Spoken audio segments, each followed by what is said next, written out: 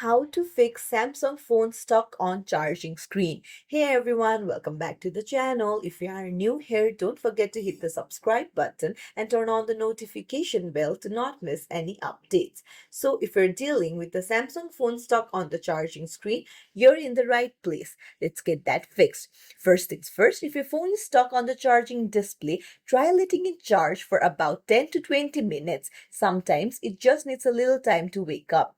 Next, check your charger. Make sure you're using a fast charger. A slow charger can really cause issues, so swap it out if you can.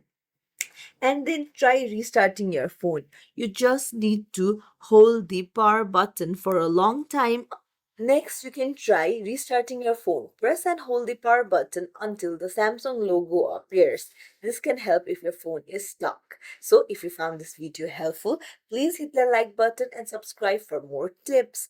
Thank you for watching.